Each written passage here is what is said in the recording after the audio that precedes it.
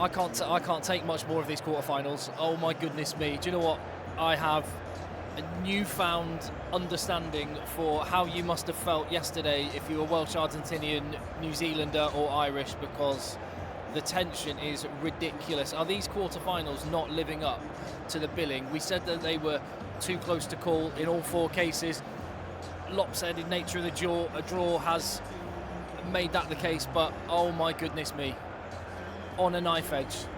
And much like with Wales yesterday, I thought England, well, they were cruising. And, well, Fiji, fair play to them. We can talk about what England did do, didn't do, but just first and foremost, what a side. What a side Fiji are. And there's a lot of respect between the two teams. I'll just show you the pitch right now. A lot of embraces between the players, but 30 points to 24 it finished. England against Fiji, and yeah, my goodness me. Honestly, I don't know how much more of this I can take. Thank you very much for your support on the channel. I really appreciate it. I'm Tim. This is Egg Chasers. And if you haven't already, please give the video a thumbs up. That really helps. Leave your comments. Tell me what you think, what your initial feelings are after that. I know that England fans were supporting that. I know that everyone else in the world was supporting Fiji. I would be as well if I wasn't English. But for what it's worth, just result alone, I'm obviously really happy that England are in a semi-final. I thought the first 40 minutes were as good as England have played in years.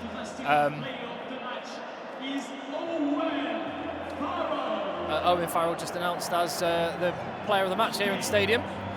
Do you know what I thought he played well. He's the pantomime villain. England are the pantomime villains.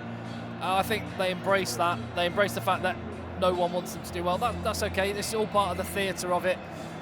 But I think actually, let's talk about the first 40 minutes and what they did well. England were playing with a bit of ambition. They were playing with fast ball. Marcus Smith as an option was meaning England could go down the blind side a lot, which they were brilliantly. England were going down the blind side, getting a lot of good change out of that. Courtney Lawes was having a big game. The breakdown was good. The ball was quicker. The fundamentals were good. The line-out defence was great. And England got themselves out, let's remember, to a 21-10 lead at half-time. And honestly, I thought, it's on. This is good. And then I'm trying to put my finger on exactly what happened in the second half. You've got, obviously, there are 2 teams in the game, and Fiji were there trying to play and trying to win. It feels like England let their foot off the gas oddly when the bench came on. But they had enough now just to get across the line. Where do we start? So, yeah, good Tuolangi try. Joe Marchant was excellent. He scored the second try, 15-3 at that point. And England were actually getting penalty advantage and turning what would have been 3-point penalties into 7-point conversions, which England haven't been doing at all. And yeah, there was good balance of the play. The England players are absolutely delighted out on the pitch that the Fijians are getting into a huddle. Yeah, let me talk about Fiji for a second, because there was a sense of real purpose with Fiji this week. What happened with Joshua Tuisova's son, absolutely heartbreaking, and then Sam Matavesi's dad. And the players, I was at the press conference the other day, and the players were talking about the fact they had a reverend in the camp, and they were using it as a galvanising factor, bringing each other together. And I felt fundamentally, rugby aside, just looking after one another. And you got this sense, particularly when they were asked about the England team, and the guys just said, "I haven't even looked at it. We're not interested. We haven't even looked at it." That made me think we are going to get a Fijian side that don't need any motivation. They're going to be on it in a way they weren't against Portugal. And the contacts, oh my goodness me, how many winces did I do watching that game? The contacts they made were massive. I think they didn't play their best game. Oddly, they're like, England's open play looked better than Fiji's. Fiji weren't able to get the offloads going. Some of their simple basics weren't good. I didn't think the starting scrum half had a great game tactically. Their kicking wasn't great. And they just never really got going. And they had some magical moments out of nothing, which Fiji can do. But England put the squeeze on them and did just enough. And I think that they can look at their defensive line out more. Actually, defence generally actually kind of did the job in the end. And I'm going to say, this is a World Cup where we've seen the last of Johnny Sexton, which is really bad.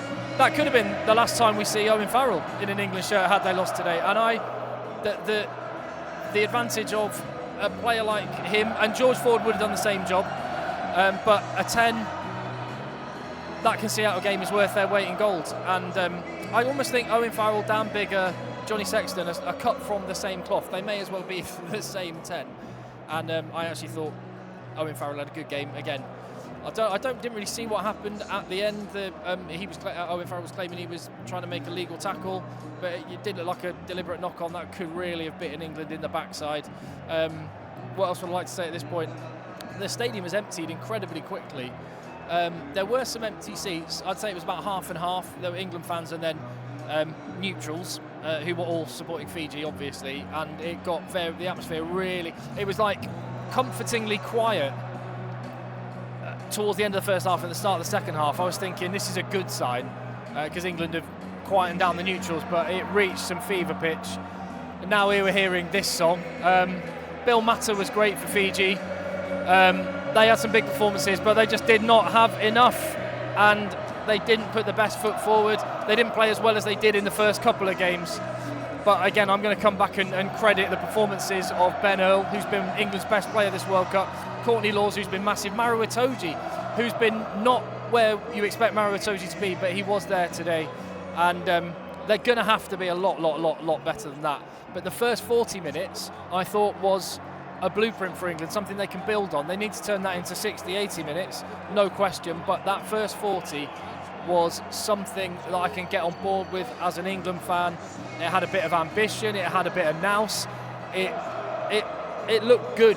Am I completely deluded with that? I thought it looked really good, and I would go so far as to say the best 40 minutes of rugby under Steve Borthwick, partly because there was a bit of balance and there was a bit.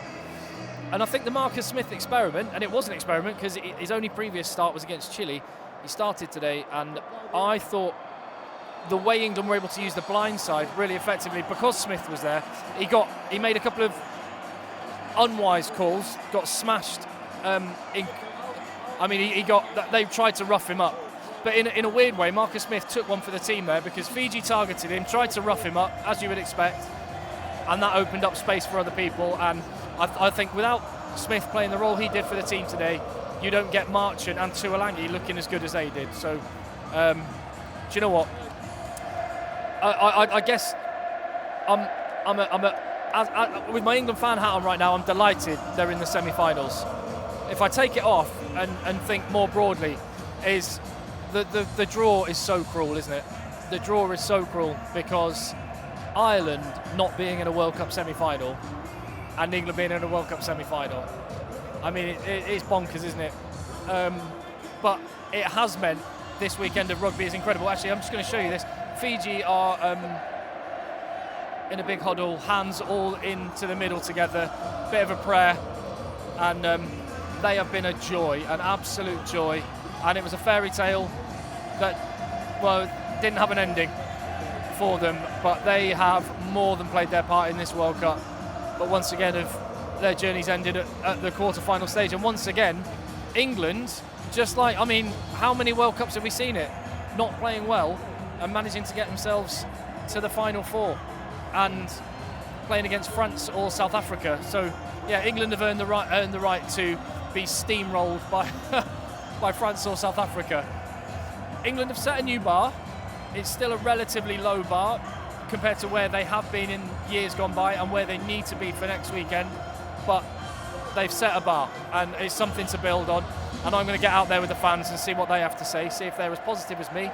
I still think there's some negativity, residual negativity, which you can understand from what they've had to put through. Just there's one little image, which is the England fans are around the outside, and Courtney Lawes is getting a rapturous applause from the England fans as he does a little walk around, and I think understandably so. He was magic. He was magic.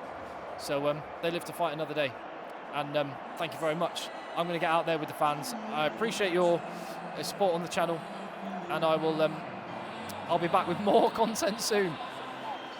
Oh my goodness me, I can't take much more of this.